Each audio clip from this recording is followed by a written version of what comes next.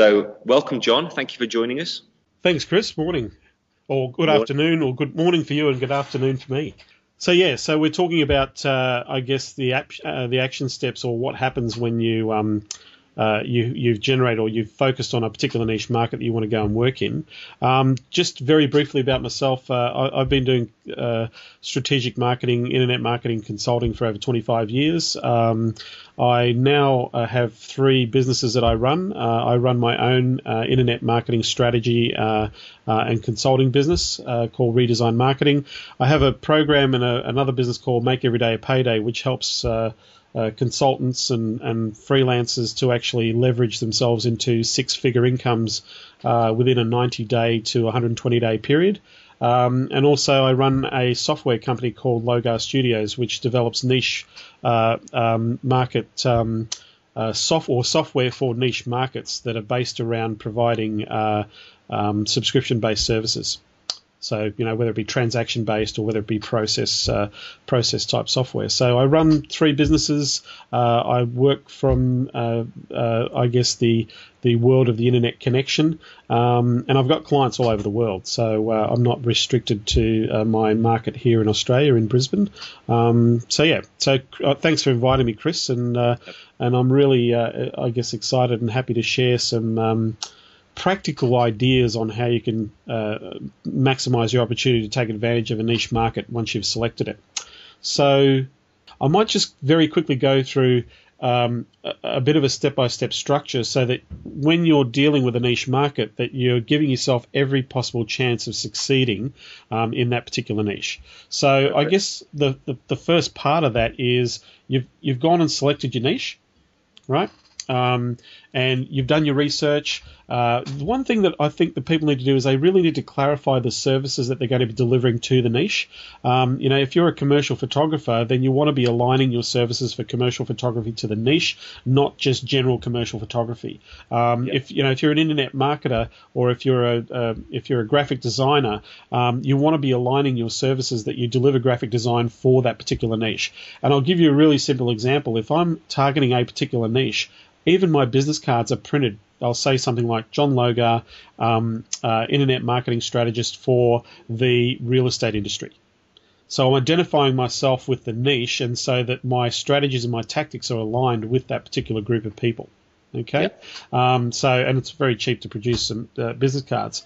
But the key here is you want to be quantifying and clarifying the service you deliver. You want to build a list. Now, you don't need a huge list. I'm a big believer, and to give you an example, I recently had a list of, a list as small as 50 from a niche market that I turned into over $80,000 worth of revenue. Okay, and that's really engaging about 3 clients out of that list of 50 in that market. So it's not. You don't need a huge list. You just need a targeted list. You want to look at contacting the industry association for the niche, because you're going to get a lot of information from that. You also want to look at the connection points that you can have, and I'll talk about the strategies and how you can connect with the niche a little bit further into this presentation.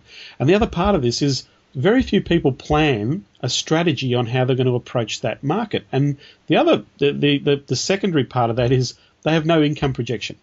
If I don't know how much income I can extract from that market, it's going to be very difficult for me to determine my revenue or opportunity without some idea of what I want to achieve by going into this particular targeted group.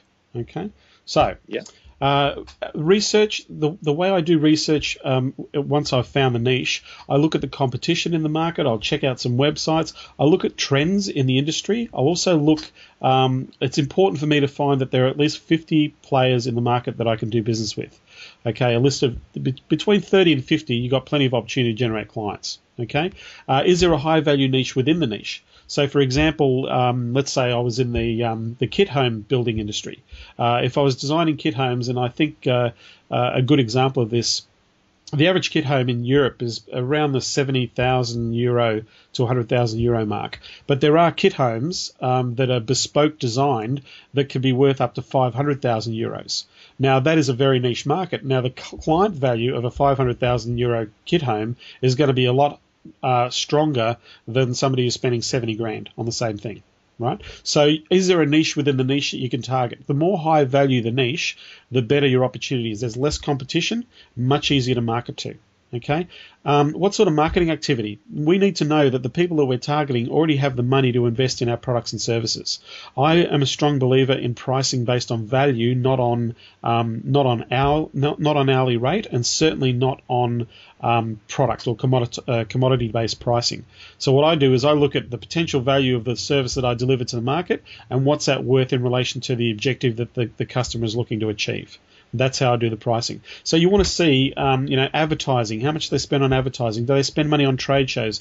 Do they spend lots of money on glossy brochures, catalogs? Do they go to a lot of events? Do they sponsor things? Do they do a lot of direct mail? Do they have sales teams that they employ? What above the line marketing are they doing? Now, it's really easy to go to an industry magazine or, for example, if I was in the home building market, there are several magazines that are targeting the home building market. So I can see all the building companies that are spending, anywhere between $4,000 to $12,000 a month or a quarter on advertising. Now, if they go in every quarter over 4 issues, that's anywhere between $40,000 to $60,000 worth of advertising. Right. So to me, that shows me that market is spending money. And if they're spending money, then they're an ideal customer for me. Okay. And I need them to be spending money in the areas that I'm going to deliver my products and services in. Right. What's the average sale of the market? I want to find out what an average customer is worth to the niche that I'm going after. Okay. The reason I want to do that is whatever service or product or communication that I'm doing with a client, their outcome is I want to attract or engage customers of a certain value to their business. So if I know what the average value is, then I can make my proposition revolve around pricing to that value, right? So, for example, if you I was talking to a digital signage company the other day. Now, their average sale is $70,000, right? Yeah. Now, if I go in with a project that's only $3,000 and their customer's worth $70,000, I'm going to look a bit silly, aren't I? I'm actually coming in showing them that I'm a low price supplier, so then they can commoditize me. But if you've got $70,000 clients and my strategies and processes and the people that I'm trying to attract and communicate to, that could be worth several hundreds of thousands or millions of dollars to that client. So my pricing might be, instead of $3,000, I might be charging $30,000. Cool. Now this is going to be quite a big shift in mindset for some people listening to this, because I know in the past I've sort of looked at this as well. We can create a website. Websites are usually a few grand. Yep. How do you shift from looking at what you do and how much people charge for it to maybe packaging up something that's important for that market? You've got to shift. Well, the first shift you need to make is what is the value to the customer? Okay. Yeah. A website is a website is a website. Now, there are great websites. When I say a website is a website is a website, there are people out there who are selling websites for $50,000 into a niche market. And a classic demonstration of this is there's a consulting firm in the US where this is a major consultant who's very well regarded in the industry, is selling industry niche market websites for management consultants that start at $39,000. Now, if you saw the websites, you'd be sitting there saying, well, I could get a WordPress theme to replicate that for a few $100s, right? But it's the positioning of what is the result that website's trying to achieve. What type of customers is it trying to attract? How do we, what is the mechanism? What is the tracking? What is what are the elements of this website that are going to turn this into a revenue generating, client nurturing, client engaging machine, right? Yep. You can't buy that for $500, right? There is strategy, there's tactics. So you need to think, based on what the client is looking for value, you want to position to that value. So your price points are going to be a lot higher. If I said, take you back to the same example, if I was dealing with a Fortune 500 company and I walked in, let's say I was dealing with BMW, right? If I walked into BMW and said, look, I could build your website for €5,000, they would laugh me out of the boardroom. Yeah. Because BMW know that they've already spent $500,000 on their website, right? with all the different elements that they've put into that website, all the programming, the back end, all that sort of stuff, right? If I walked in with a low ball price like that, say I could build your website for $5,000, they'd be hysterical, right? My credibility would be shot. But if I walk in with the process saying, look, this is a strategy where we are going to use your website to engage your customers, where they can select their colors, where they can select their car, they can custom design. You have 150 different custom design elements that you can put into a BMW 3 Series. Okay, we want to have your customers build their car through your portal. And then what that will do is give you a quote for that customer so they can actually go to the dealership and start negotiating for their car. Now, that website's a little bit different than the $5,000 dealio. Yeah. Okay, so that's where you build value. What is the the message? What are you trying to achieve with the outcome? Why are we taking all this commercial photography? What's the purpose of the images? How are they going to be used? So that's the sort of philosophy behind increasing the value of pricing.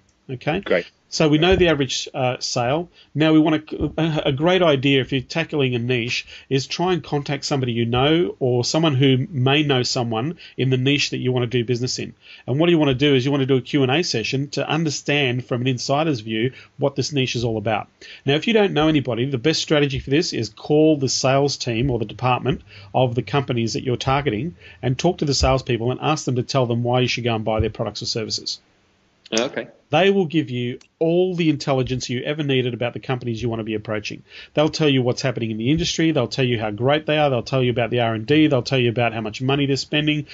They'll tell you about who their customers are. They'll tell you about, they'll give you everything. They'll even send you brochures and all that sort of stuff. So you can get all the industry intelligence through salespeople. The funny thing with salespeople is they love to talk when you're asking questions. Okay, so if I need to know about an industry, I just ring half a dozen salespeople within the niche market that I'm tackling, and then I will pretty much know after a few conversations what the issues are. Brilliant. Or where the opportunities are. Okay, so what do you do to help this niche? Now, when we've done our research and we see that there's value in this market, and we know that we can pick up 50 contacts from this market. We need to articulate a few things for ourselves. If you don't have a plan, you're just a tourist, right? If you don't go in mind, based on your research, what is it that you've learned about the niche and how can your services be applied to that niche? If you're going, let's say, we'll pick web developers, okay? If I'm a web developer and I want to target the manufacturing niche, right? What strategies am I going to put in place that are relevant to the manufacturing market in relation to using their website as a tool to, one, educate, sell their product and engage their distributors for their product? Or are they looking to set up a e-commerce structure where they're dealing direct with the customer now as well, which many manufacturers are starting to do? Okay, so all of those elements will determine the relevancy or the relevant level of investment on your part in terms of your services. Right, and if I look at those four components, that's a lot more expensive than a $5,000 website. Yeah, that could be a $15,000, $30,000, $80,000 solution, possibly. Okay, so you want to, what are you going to do for the niche? You need to articulate that. Do you see any gaps or opportunities in the market that don't look like they're being explored or implemented properly? You want to be focusing on those areas or identifying those sorts of areas, because that gives you an in to set yourself apart from your competitors who are doing the same thing that you're doing, and that's saying, hi, I can help you with. Right? How's it going to help your client or prospective clients achieve their objectives? How is your unique or particular service that you're going to deliver going to help them achieve what they're looking for when it comes to utilizing what you deliver? Okay. And the other thing also is I often ask is, what do you think are the most important things that they need to do to improve their business in relation to what it is that you're offering as a freelancer, if that makes sense? Yeah. Okay. So what's your approach? Very simply, we've got to build a list. Now, some people say, how do I build a list? Google will give you all the answers, right? You can go to respective websites, and most websites have an about us or this is our team, so you can find out who the managing director or the owner of the business is, because they're the people you want to be connecting with. That's one way of building a list. One of the fastest ways of building a list is you go to an industry association website, And sometimes they will actually list their members on the website, and it'll give you the MD's name or the CEO's name. It'll give you the contact number, and in some cases, it'll give you a direct email for that person as well. Yeah. So it's not hard to build a list of 30 to 50 people. Okay. I'll use the example of creating an eye-opening report or creating an eye-opening relevant report throughout demonstrating how you can engage and connect with people. I'll talk about an easy phone strategy so that you can walk yourself into building rapport and relationship and opening the door to a consultation. Looking at, ways of maximizing your opportunity with visiting industry events and networking opportunities within the niche. And then I'll look at social media, things like LinkedIn, Twitter, how you can actually easily engage your niche where they're welcoming you in and starting to connect and open the door to opportunity for you. And so they're the key areas that I'm going to be very quickly focusing on. Okay? Yeah. So before I run out the door, I've got to create a quick plan. I do this on a very expensive piece of equipment called a miniature whiteboard. It costs about $17. And what I do is I just map out my targeting plan or approach to the niche market that I'm going to go to. So I'll write out my engagement, what I want to do, how I want to engage, who am I targeting, what is their average sale figure, so I've got an idea of what the industry is worth, what's my average targeted sale figure for this market. I list my approach that I'm going to take to get into this market. I list my sales process and the sales cycle, the time frame of, the expectation of generating sale from the time that I contact the market and move them through my sales process. How many people am I targeting? So I might say there's 30 to 40 people that I'm targeting. How many people do I want to bring on board? I might want to be generating 3 or 4 clients. Maybe I want to generate 100K worth of work or 50K worth of work. So I'll set a target figure. And also, that'll be my expected target revenue for this particular niche. So if I look at my last plan on the IT consulting industry in knowledge management systems, my target was to generate 3 clients that were investing $50,000 in my services. I had a target market of 25 people to go to, and I pretty much nailed that within 6 weeks. So I hit my objective within 6 weeks of targeting that specific niche. Okay. So the next thing I do is I create a revenue board or an activity board.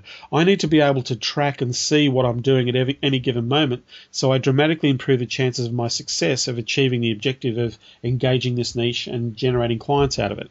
So what I do is I have another very expensive whiteboard at $17, which is labeled, and you'll actually see the slide of an example of this. I'll actually give you a copy of my board in the slides as well, so you can see what I use in my office. So what it is, it's prospects going from left to right at the top of the page, prospects, contact made, the consultation, the offer that you're making the prospective client, and the new client value when you bring them on board. And so in the prospect list, I only list prospects that I've made a connection with. I don't list a prospect that I'm going to contact. There's no point in putting that person on the board. Okay, the only person you want on the board is the people you're actually engaging. So then I list that person. Now, how I made that contact, which is the next column, I could have made the contact through LinkedIn. I could have done the phone strategy. I could have gone to an event. I could have gone to a trade show. I could have gone to a networking breakfast. And so I'll just very quickly list how I engage that particular person. Then I've got to move them from that to a consultation or some sort of offer of a meeting for a presentation. Right, so then I will actually articulate in the third column, consultations, yes, whether they're in the consultation process. So I have done a consultation. Generally, if you've done a consultation, you've made an offer. The most important column in this chart is the offer column, because the only way as a freelancer that you make money, Chris, is by making offers. If you don't have any offers out there, then there is no money. Right.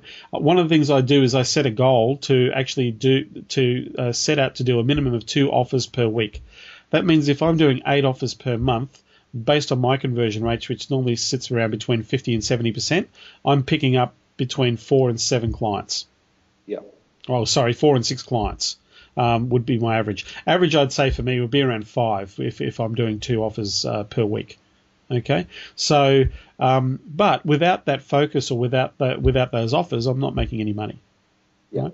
The last part of the board is also very important, and that is the revenue banked. New client, dollar value to you. Now, for example, some of my clients are on retainer. They're paying me $3,000 to $5,000 to $7,000, $10,000 a month. Okay, if I've got a client on retainer, let's say it's a $3,000 a month client, the contract is worth $36,000. The project is worth $36,000 to me, but they're only paying me $3,000 a month. So I don't put $36,000 in the revenue column when they come on board. I only put the $3,000 that they've paid me into the revenue column, because that tells me my cash flow for the month, right? So as a consultant, you want to be monitoring your cash flow, and I know that they're not, because they're a per month client, then I know that I've got retainer income and ongoing revenue coming from that particular client. Okay. So it's a pretty simple board, but I put that up, and that board is about focus. Now, if I don't have enough offers out there, it means I'm not having enough consultations. And if I don't have enough consultations, it means I don't have enough people that I've connected with in the prospect column. Okay. So very quickly I can realize that I've got to get my act together and go and talk to more people, right? So it's a pretty simple strategy, okay? What I'm going to share with you now are 3 easy strategies on how you can engage the niche markets and the steps that you can take to put that into play.